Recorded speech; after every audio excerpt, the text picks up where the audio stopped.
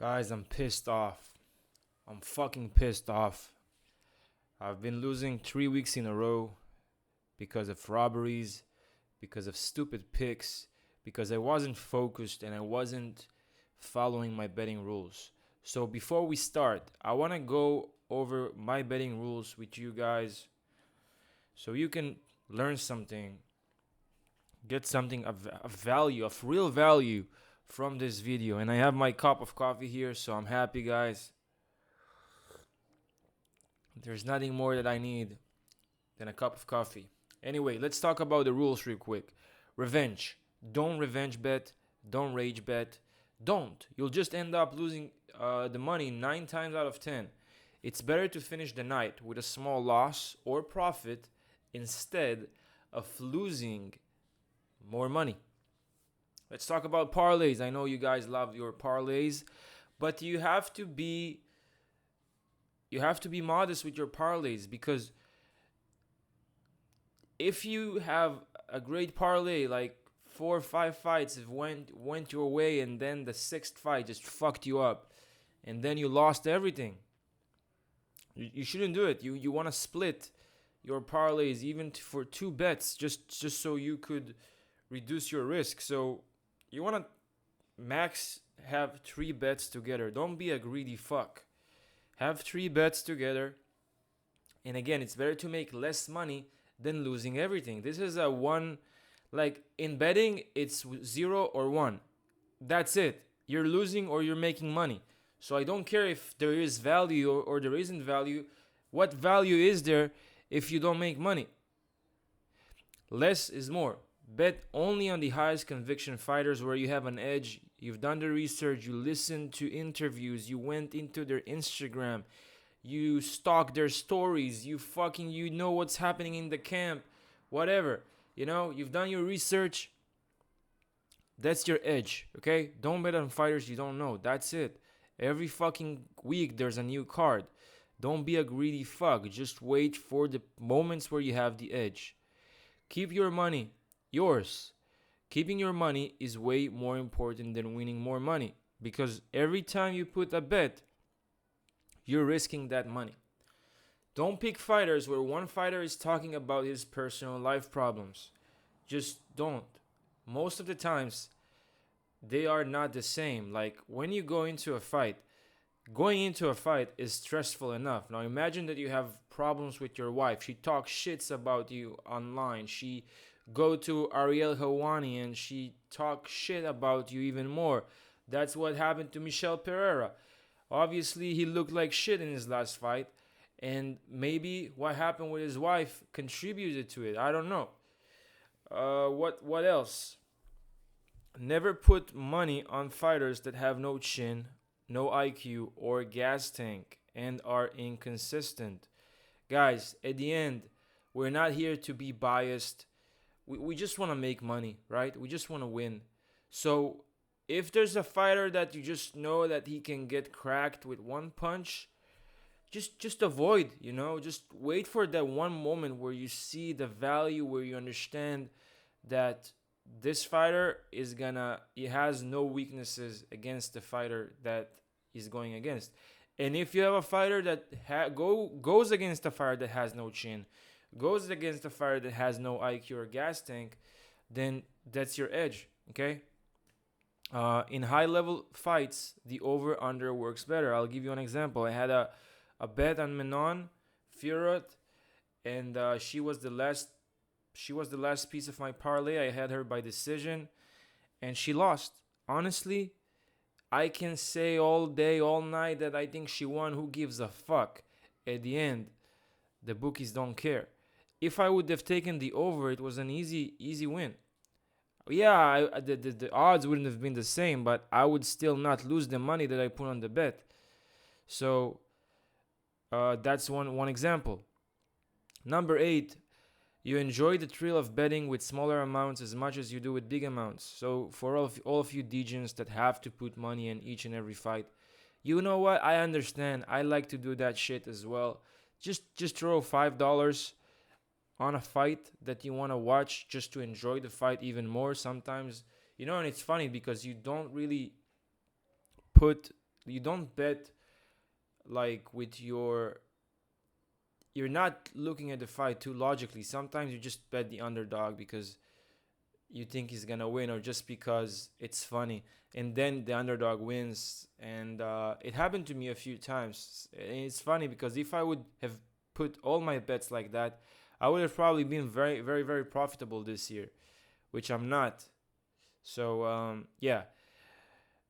Number 9. Don't put the same person in all of your parlays.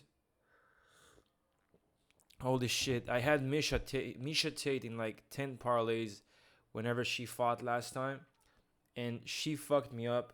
And it's my bad, you know. I've had so many other fighters that were much better than her to put, and I don't know why I was biased on putting my money on Misha Tate. And that's something about women's MMA. With all the respect, they're just, you know, many of them can be inconsistent. You just don't know what is going on in their life, hormonal wise, personal wise.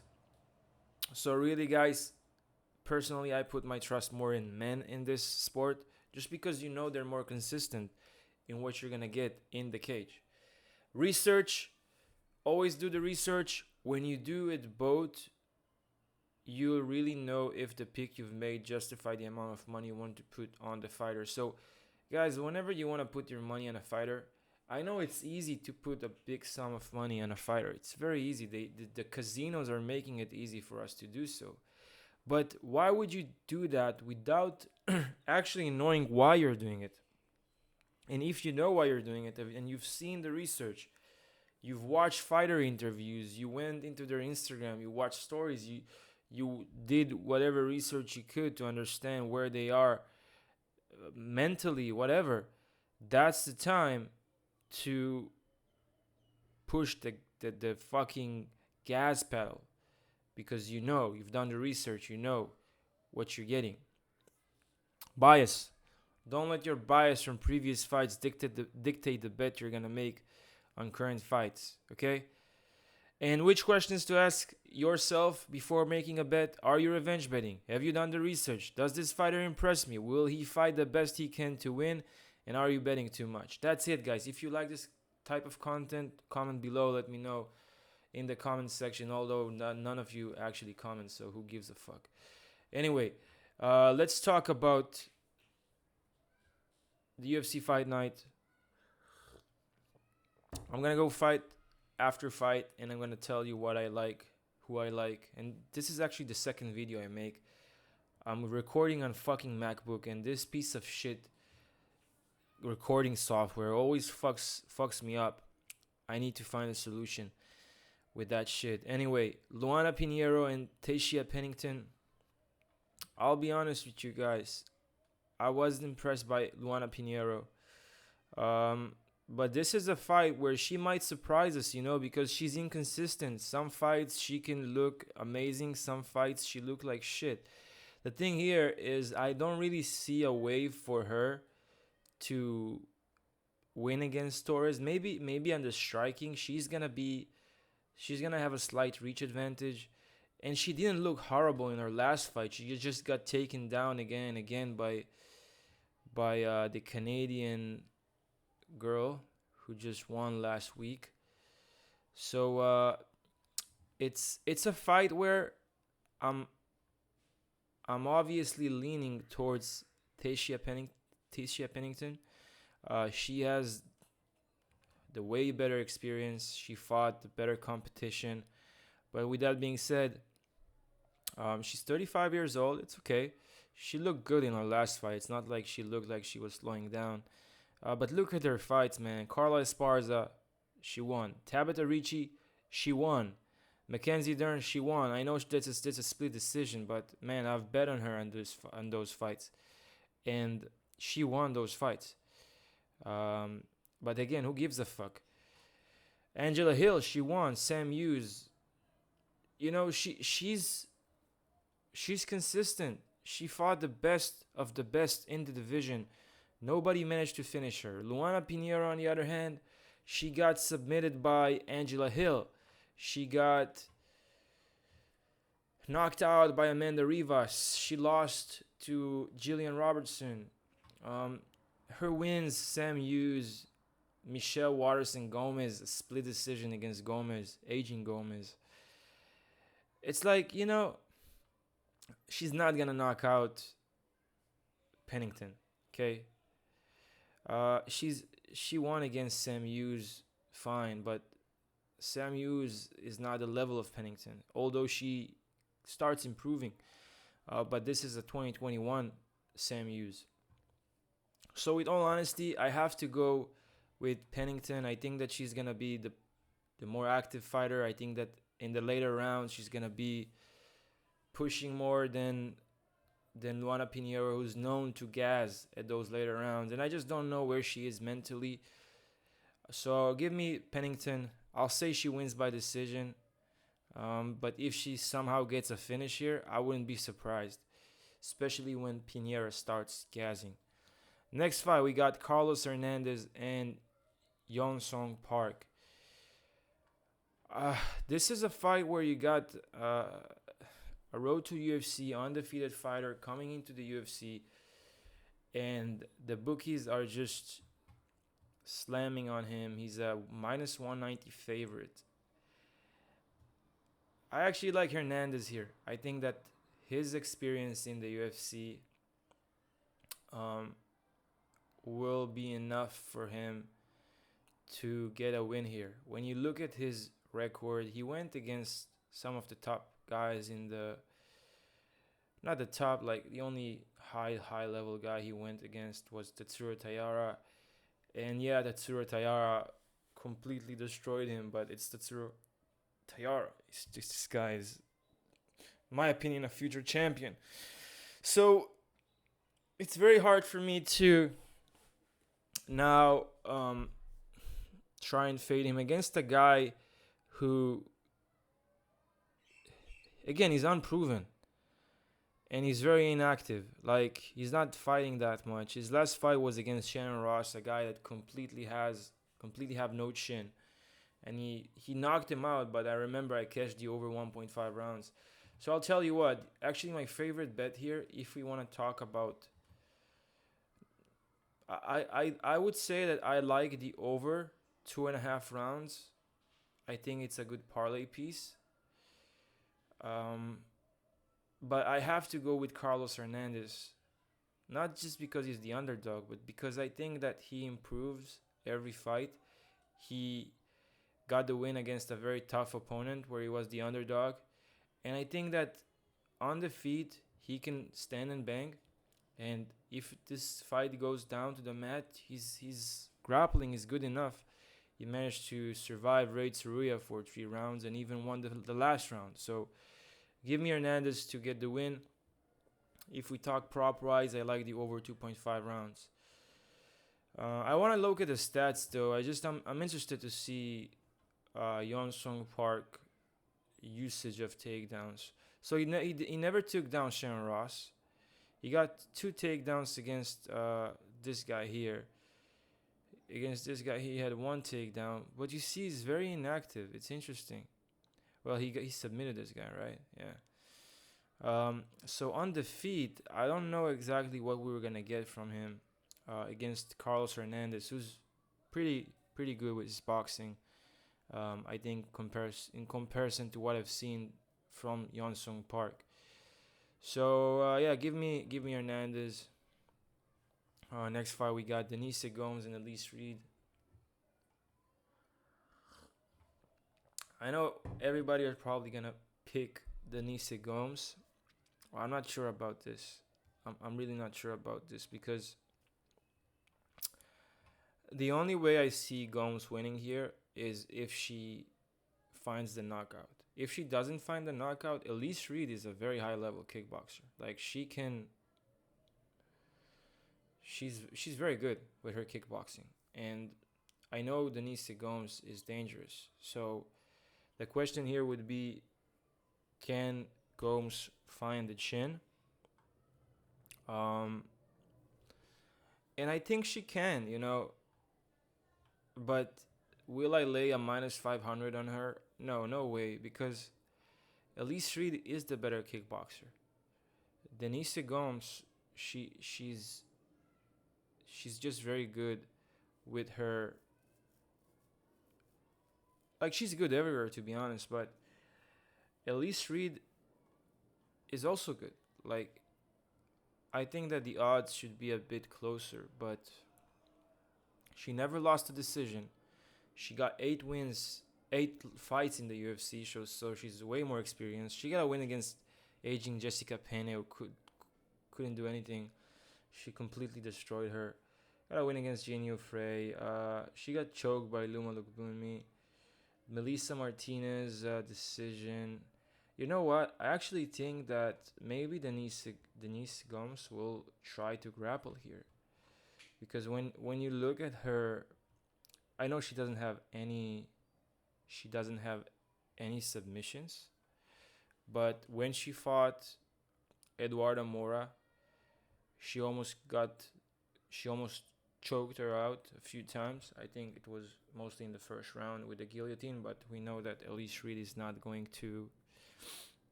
We know that Elise Reed is not going to try and grapple here. She's not going to try to take down Mrs. Gomes, but she is working on her jiu-jitsu. Like, you can see in her Instagram that she's working on that, obviously. Uh, I'm gonna say that just because she never had any submissions here, that she's gonna probably win by submission. I think that she knows that this is her easiest path for victory, and I'm interested to see how much they're gonna give us for Gomes to win by submission, because she's never done it, right? So Gomes to win by submission is 625. Interesting. Can she get the rear naked choke? I wanna go and look at Gomes. How many attempts of submissions she had so far? Let's see. So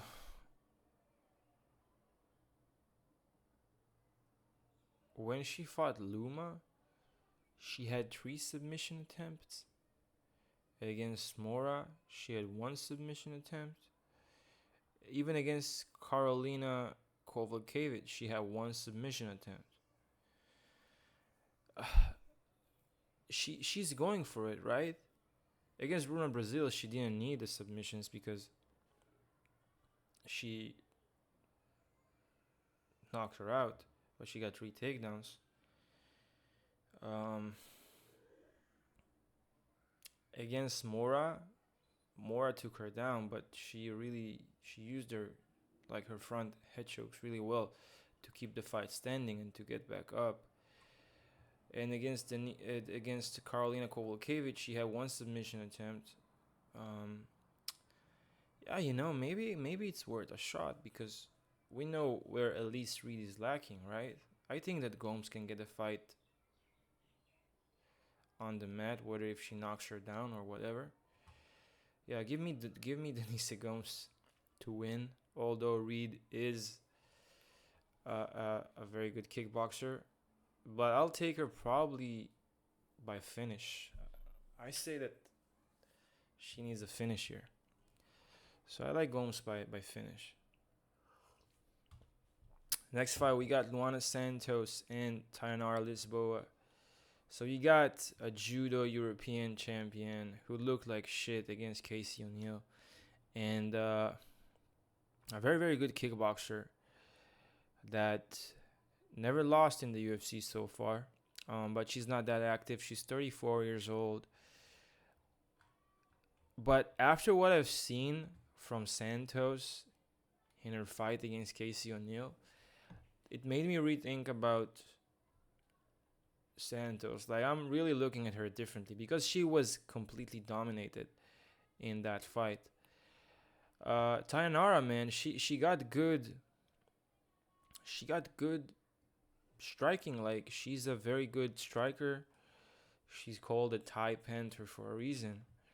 Um, she was submitted 1 time in the first round, but that was a long time ago.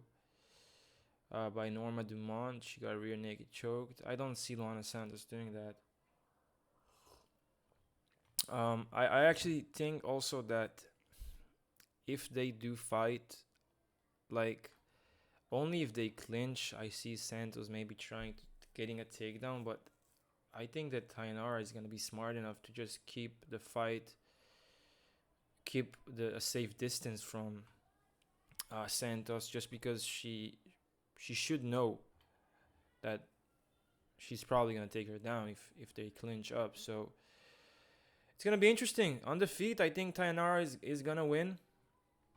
So I'm gonna pick Tainara to get a decision win here. Um, yeah.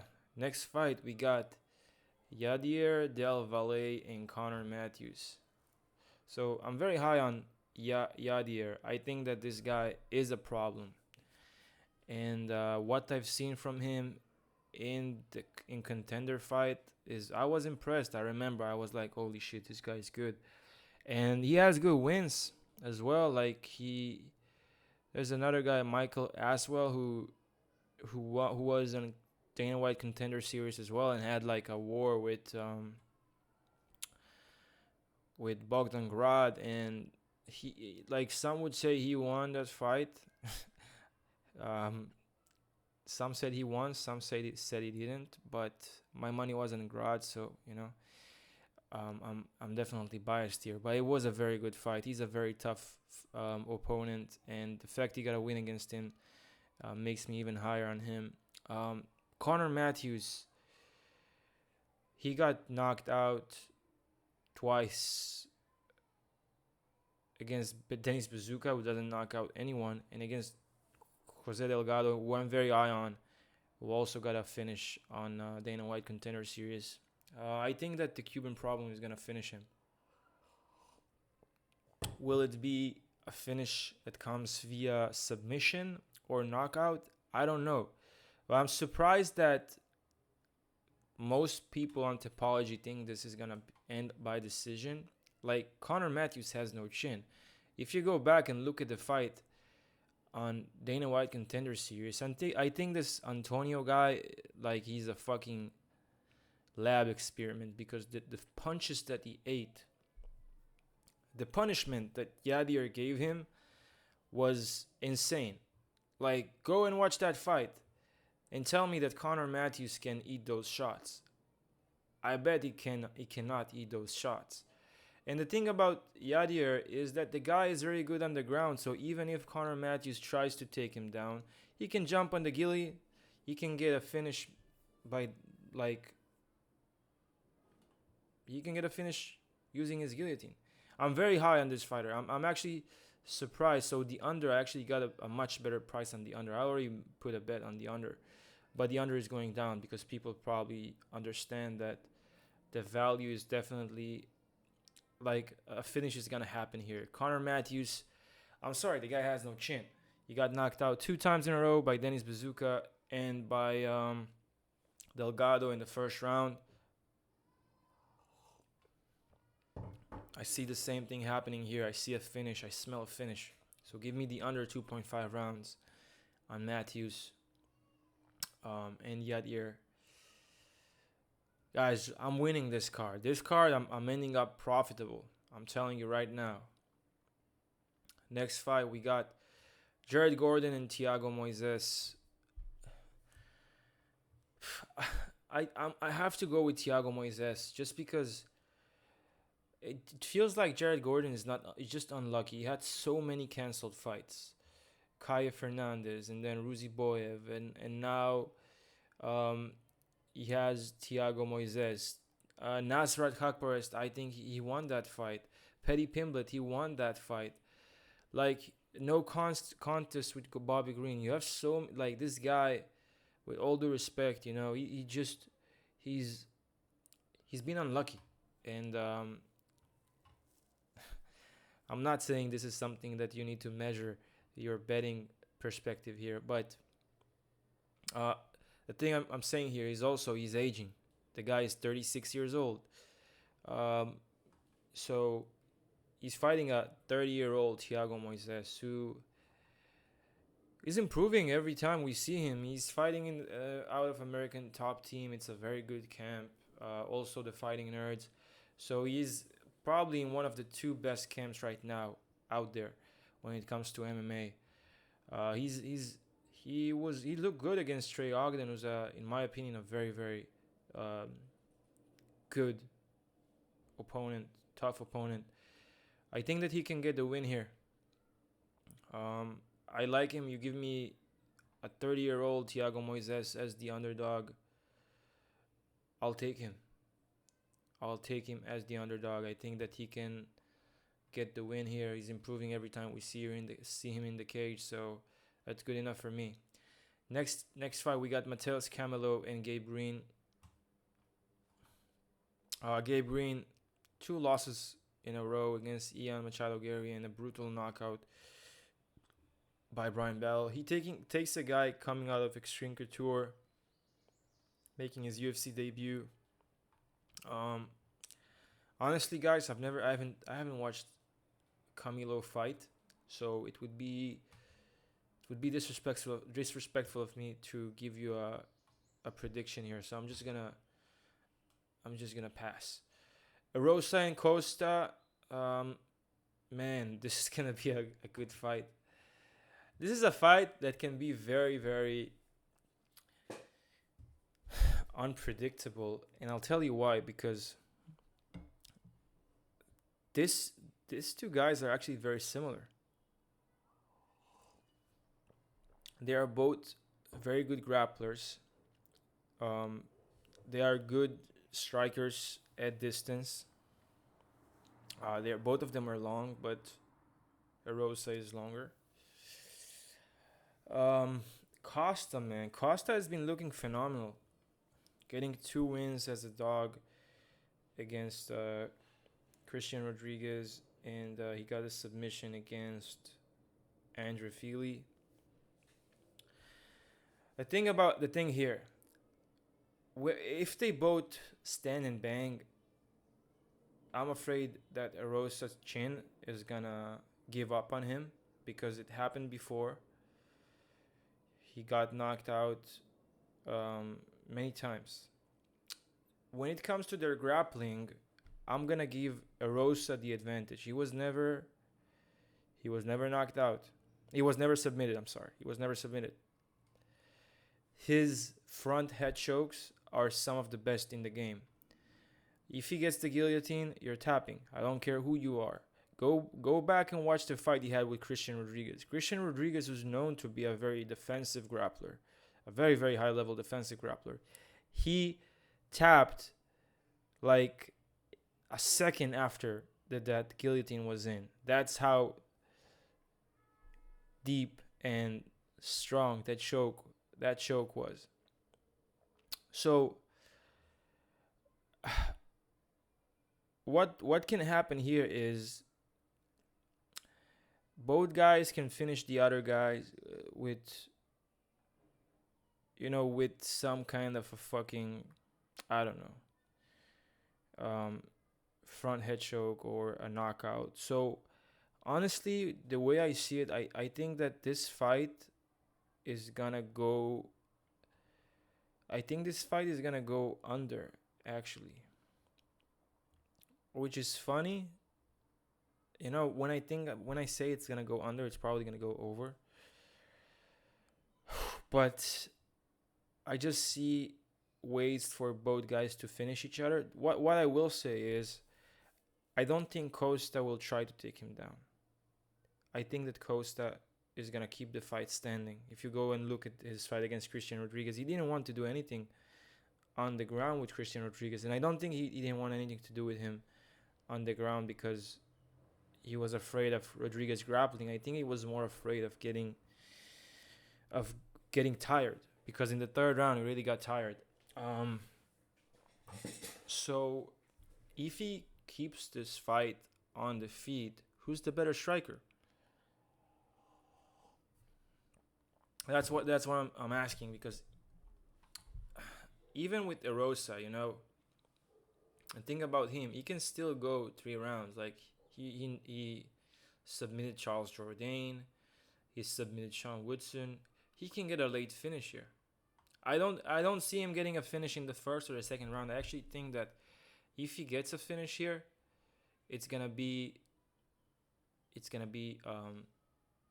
finish that comes by late, like a late finish, like a third round finish, when Costa is gassed, and then he gets into some kind of a front head choke, like the same way he choked Sean Woodson in the third round, while Sean Woodson was actually winning the fight. So, man, who do I pick? I don't know. This is a hard one for me to give you a pen on. I'm gonna go with Julian Erosa just because he's the underdog. Because again, it's funny because I preach on value, but this is a fight where both fighters can actually win, each one in his different ways. But I see if this fight goes late, long, goes to the third round, I actually think that Erosa can get a late finish. It might be very close in the first or second round. Like even when Erosa fought Christian Rodriguez, Christian Rodriguez took him down because Erosa was winning on the feet. So yeah, give me Erosa. I'll take him as the dog. Next fight we got Nursultan Ruziboyev and Dustin Stoltzfus. Man, Dustin has been looking good and bad, but I was impressed by what he did to Mark Andre Barriott. Like, he was just manhandling him. Nursultan Ruziboyev, man, I think we've seen his weakness when he fought Buckley. Like, if you take him down, he's not, like, he didn't get up. He was just there. He lost 9 times.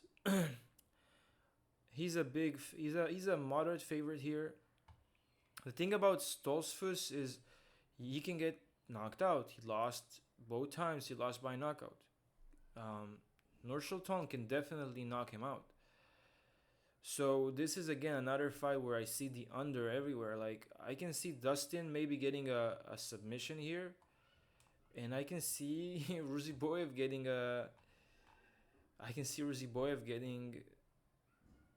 submitted. He got submitted once, but I don't know what kind of competition he went against in the regional scene. So this is another fight where I see violence. So the under is probably what I'm gonna pick. Next fight we got Sadiq Yusuf and Myron Santos. I like Santos here. I think that Sadiq Yusuf is just unreliable. His chin is questionable. This fight is gonna be at 155. Both of them are big for the division. I think that Myron Santos, the youth, his leg kicks, his power, his precision, is just gonna be too much for Sadiq Yusuf, who tends to just fade. Also, as the fight goes, go and look at this fight against Edson Barboza. So I'm gonna pick Santos. I think that he can get the job done. He's very hungry to win as well. The guy is young, motivated, has a big dream. He was on the channel as well. I like him. I want him to win. I'm picking Santos. Paul Craig and Bellato. This is one fight, where Paul Craig out of nowhere can get an arm triangle. I think that Bellato is aware of this. On the feet, I'll give the advantage to Bellato, although he got wobbled a few times when he fought. His chin is just unreliable. But I'll say that this fight actually goes the distance, and I see Bellato winning by decision. Burns and Michael Morales. I like Michael Morales, honestly. His length, his reach advantage, his power is, I think it's just going to be too much for Gilbert Burns, who's almost 40 years old now, 38, I think. And, 38. 39 in July. But listen, it's Gilbert Burns. I don't know if I'm gonna take a bet here just because Gilbert Burns, whenever everyone doubts him, he puts on a performance out of nowhere. Go and look at the Khamzat Chimaev fight. But man, Morales, his reach advantage, his wrestling defense, like takedown defense, I think that it's his time. This fight, this game is not favorable for people who are getting old. So I have to pick the youth here, guys, and take Morales. But I wouldn't be surprised if Burns give him a run for his money. Anyway, guys, I hope you enjoyed the content. Make sure you like, subscribe, comment. If you find this video helpful, let me know in the chat in the comment section. And I'll see you in the next one. Peace.